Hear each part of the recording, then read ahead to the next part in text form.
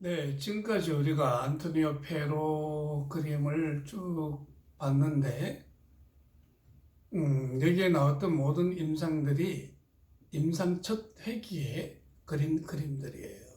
그러니까 첫 회기에 아이가 치료자와의 어떤 관계를 표현하고 있는지를 상세하게 잘 보여주고 있기 때문에, 특별히 성인들이나 아이들 정신분석할 때 중요한 것은 첫 회기예요. 그 첫 회기에 어떤 관계 형성이 이루어지느냐, 그리고 그 관계에 대한 그 정확한 감지가 정신분석가에게 나고 알아채려느냐는 것은 매우 중요하다고 할 수 있어요. 지금 나오는 이 그림은 힘의 불균형의 극복이라는 9살 난 프랑코의 비행기 그림이에요. 프랑코는 하나하나 꼼꼼하게 그림 2-8에서 그림을 그리고 있습니다. 물론 안토니오 페로는 비행기 그림을 통해 프랑코가 무엇을 말하고 싶은지 궁금해졌어요. 또 어떻게 해석할 수 있을까? 하지만 순수하게 내용을 중심으로 한 해석은 별로 도움이 될 것 같지 않다. 그리고 다른 어떤 것도 떠오르지 않았어요. 비행기에는 무언가를 위장하는 것처럼 덧칠한 선들이 그려져 있습니다. 나는 이 선들을 보면서 이유 없이 불안하고 안절부절해지는 느낌을 가지고 있습니다. 그리고 이렇게 생각했어요. 아마도 조정석과 날개에 금이 간 것 같아. 그러고 보니까 진짜 조정석에 금이 상당히 많이 났네요. 조정석에는 더. 이렇게 금이 간 비행기를 난 절대 타지 않을 거야. 이 단계 와서 나는 이전 치료 회기 중에서 내가 해석하려는 욕구를 잘 제어하지 못했다는 것을 기억하면서 나는 무언가 안에 품고 있기가 어려웠습니다. 그래서 프랑코에게 큰 충격 없이 말할 수 있을 때까지 좀 더 시간이 필요했던 것입니다. 이것에서 두 가지 사실을 깨달을 수 있어요. 아직 시작 단계이기 때문에 프랑코의 그림을 통해서 치료자 내담자는 무기에 대한 자신의 믿음에 금이 가고 있다는 것과 또 이 사실을 자신과 나 모두에게 숨기고 있다는 듯한 그 인상을 금이 간 비행기, 덧칠한 비행기를 통해서 안토니오 페로는 알았다는 것이죠.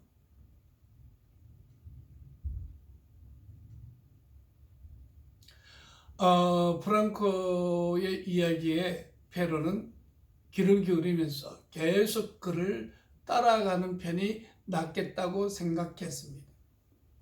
이야기를 듣다 보면 갈등이 일어나기도 하지만 금이 간 그의 믿음을 회복하기 위해서는 나의 정신적, 해석적 태도가 먼저 회복되고 바꿔줘야 된다는 그런 생각을 안토니오 페로는 했다는 거죠. 그러니까 우리가 해석 작업이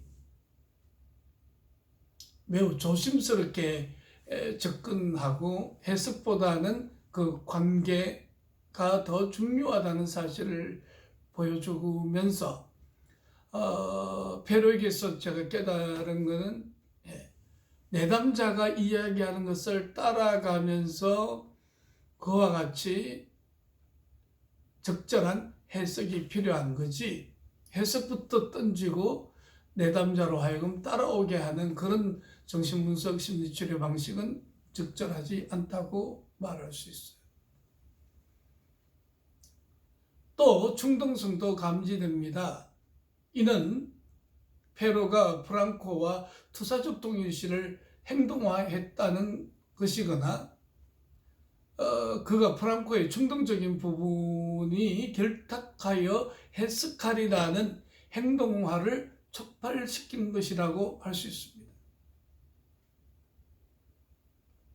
다시 말하면 이 그림에서 프랑코의 이야기는 폭력적이고 충동적인 군대와 안정적으로 조직되어 있는 정규 군대 간의 갈등을 보여주고 있는데요.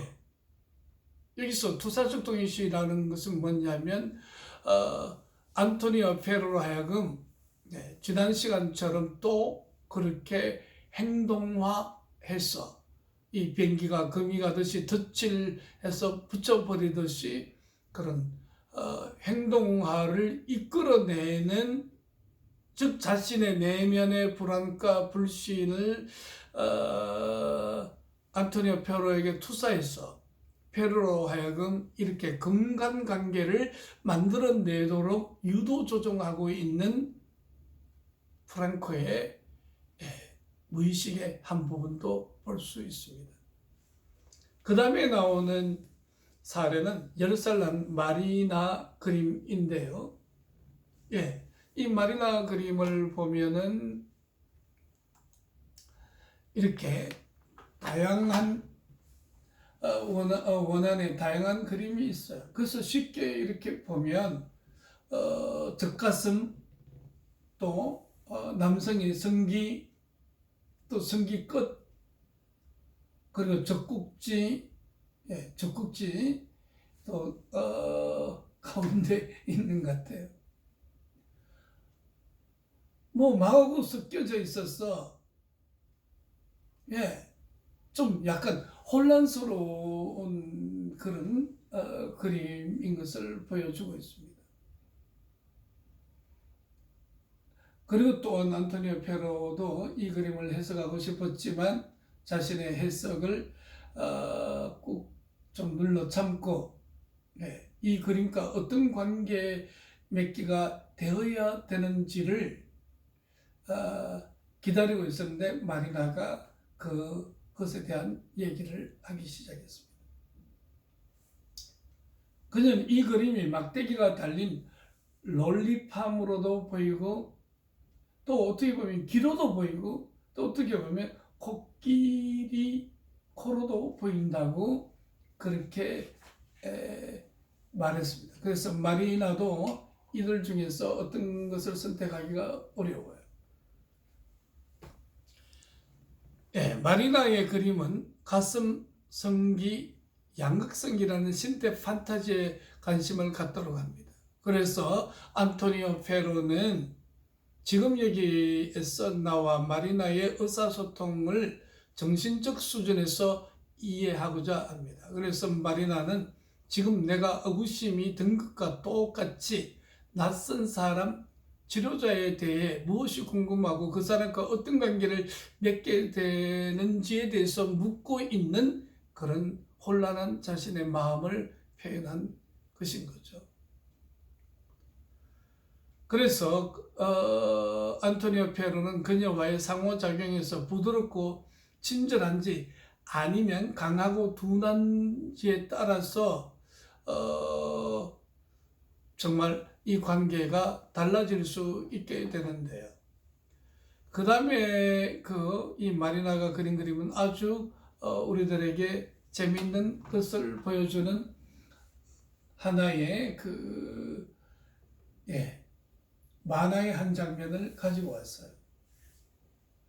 여기에 보면 앵무새와 용, 불을 품어내는 앵무새, 승이 나 있는 용의 콧바람, 이런 것들이 보여지고 있죠.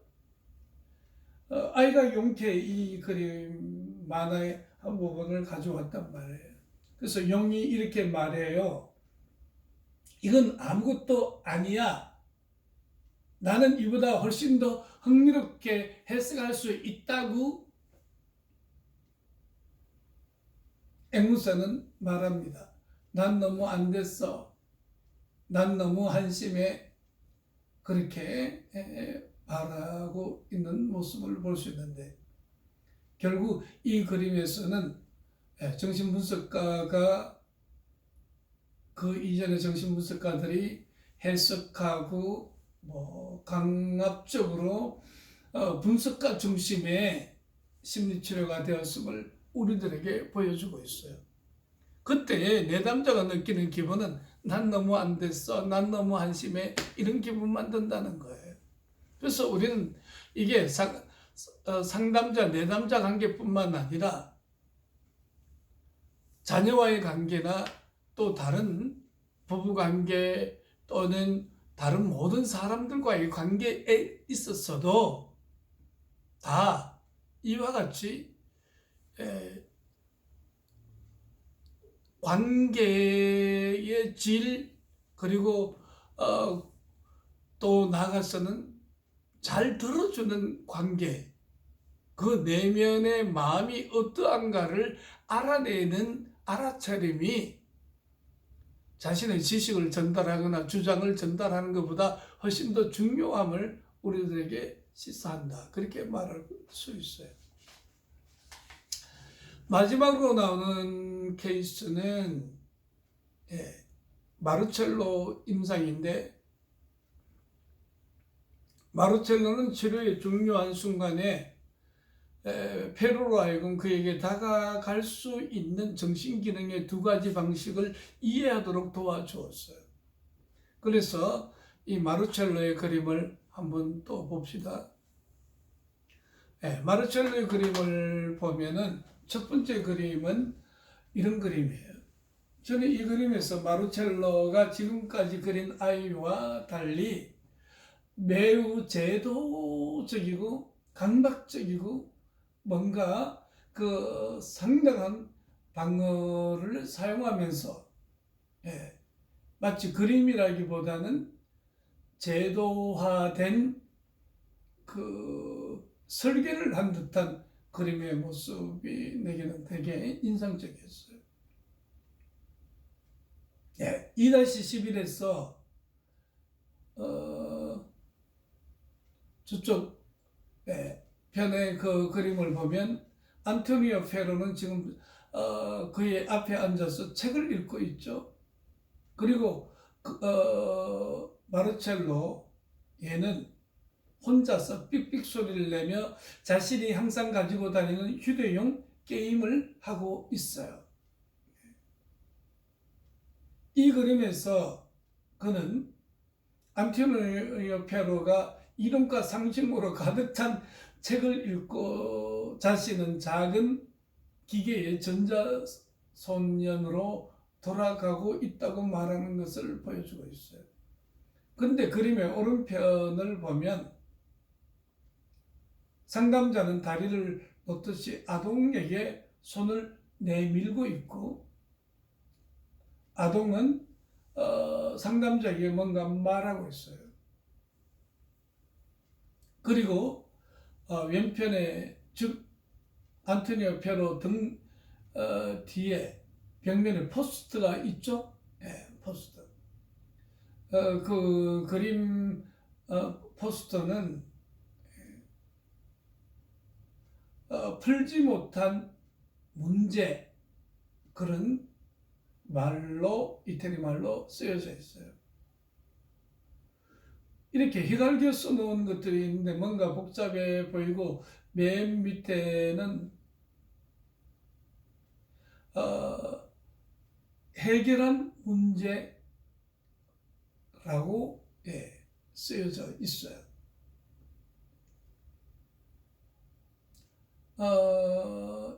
이렇게 말하는 것 같아요. 이 방법으로는 우리가 어떤 것도 해결할 수 없어. 그런데 오른쪽 포스터 중간에 보면은 RISO, 리소라는 단어가 보일 거예요. 그래서 그것은 다른 글자들은 프레임 안에 들어맞지 않습니다. 그런데 그 안에 뭔가 더 많이 쓰여 있는 듯해요. RISO의 오른편에 있는 손을 내밀고 있는 그 그림에 있죠. 이 그림은 바로 이렇게 문제가 해결되는 것이라고 마르코가 가르쳐 주고 있습니다. 그래서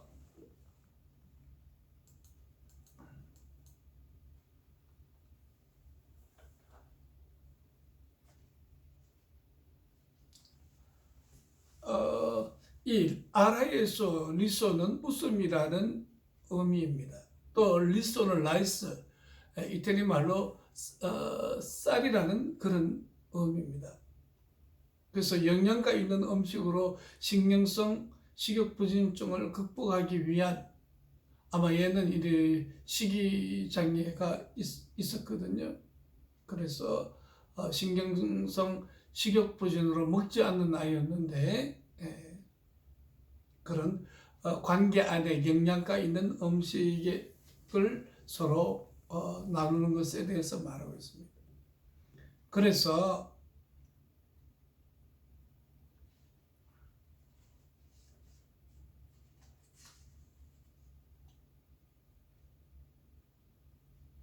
그 다음에 이제 마시모의 사례가 있네요. 마시모 그림을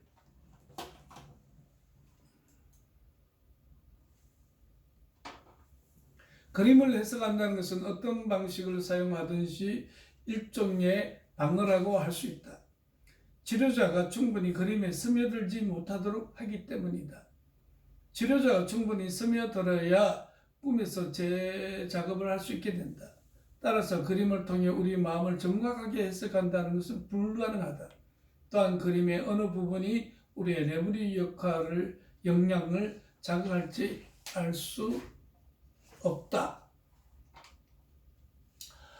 지금 이게 뭐냐면 분석가가 그림 안에 그렇게 침투에 들어가고 파고 들어가야 되는데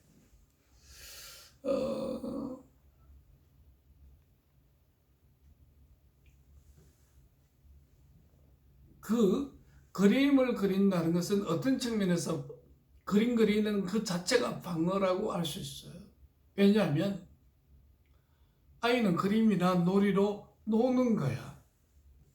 그렇게 되면 분석가가 그림이나 그 놀이에 쑥 들어오게 못하도록 자신이 하나의 그 도구, 그림 그리기에 전념해버리거나 그림 안으로 빠져버리고 노는 것에 전념해버리니까 결국 분석가가 들어설 자리가 없기 때문에 상당히 좋은 방어 역할을 할 수 있어요.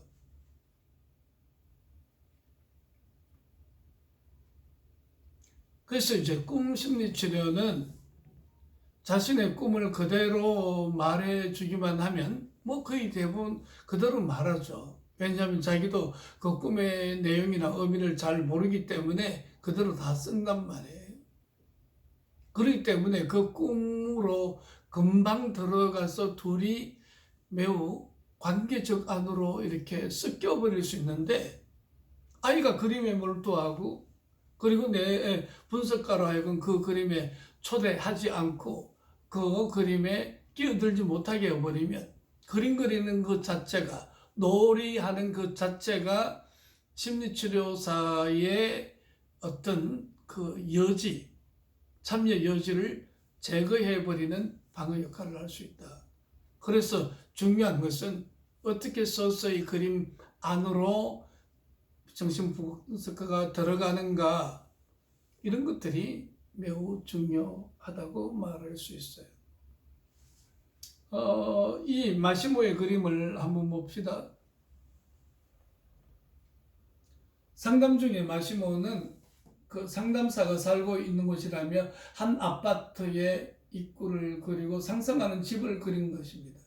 그리고 그림의 의미를 알아내기 위해서 알고 있는 모든 이론을 적용하여 상징적 해석을 하고 싶은 욕구가 일어났습니다. 그런데 우리는 이 세 가지 그림이 나오는데 이것은 2년에 걸쳐서 마시모가 치료 과정을 보여줘요. 그래서 처음에는 기계처럼 경직되어져 있는 뭐 그 어떤 모습, 그래서 이물질은 점차 아동의 얼굴을 닮아가기 시작하게 돼요. 그 다음 그림을 보면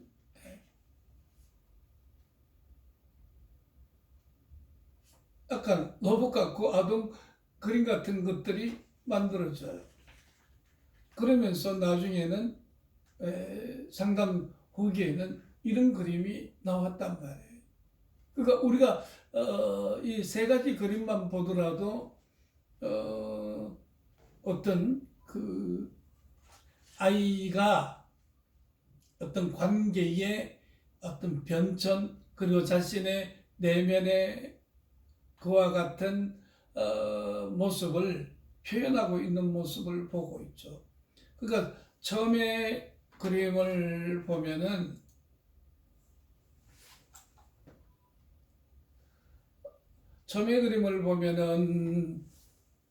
그 좀 매우 강박적이고 기계적인 그런 그 시고, 두 번째 그림은 그야말로 로봇처럼 되어졌는데, 세 번째 그림은 피노키오 형태의 그림을 볼 수 있거든요. 그래서 피노키오는 여전히 몸통과 팔다리가 연결되어 있지 않고 또 양아버지의 도움이 절대적으로 필요하고 오른쪽 가슴에 어떤 고정된 핀이 박혀져 있어요. 이것은 자신의 가슴에 있는 커다란 대못이라고 말했어요. 치료가 아마 수년 동안 이루어지고 그 결과로 이러한 변형을 이루었는데, 처음 그림에 비하면 나중에 그림이 매우 치료적으로 변형되어졌음을 보여주고 있어요. 그래서 마시모의 내적 세계와 정신 기능의 변형뿐만 아니라 치료 회의에서 마시모와 치료자가 서로 마음을 상호작용하고 있음을 보여주고 있단 말이에요. 그래서 치료자는 다소 기계적이고 통제적인 태도에서 처음에는 좀 더 자유로운 방향으로 변화됐다, 이렇게 본 거죠. 그리고 그것은 치료자와의 관계뿐만 아니라 마시모가 다른 사람과의 관계에서도 좀 그렇게 자유로운 방향으로 변하고 있음을 보여주고 있어요. 이러한 변화는 치료자가 통합과 변화를 이끄는 고통을 충분히 받아들이고 이를 내담자와 나눌 수 있을 때 그와 같은 변형을 계속 이룬다.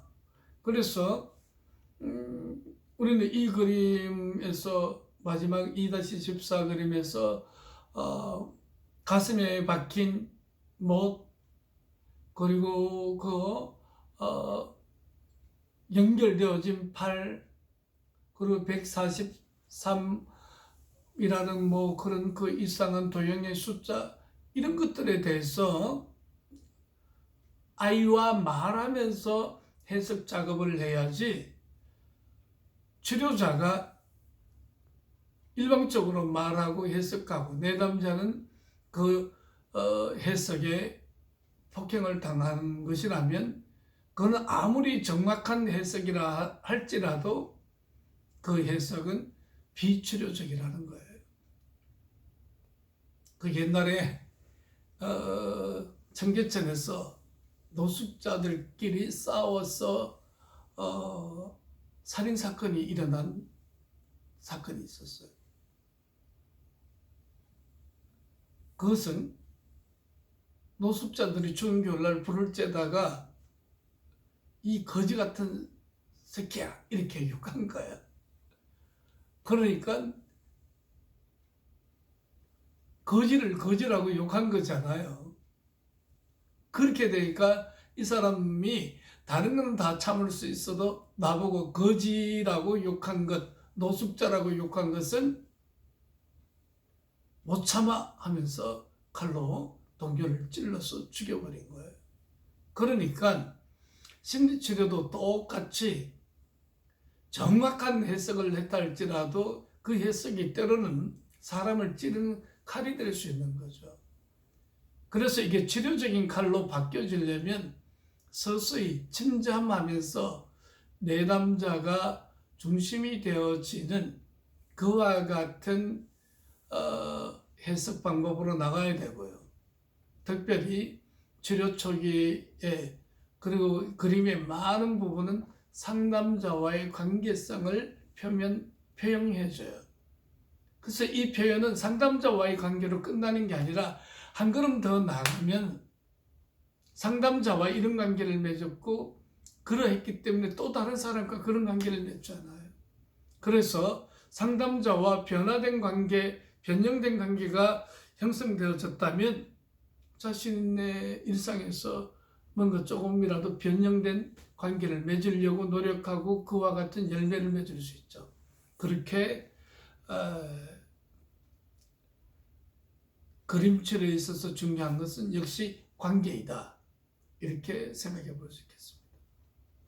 이제 수업 시간에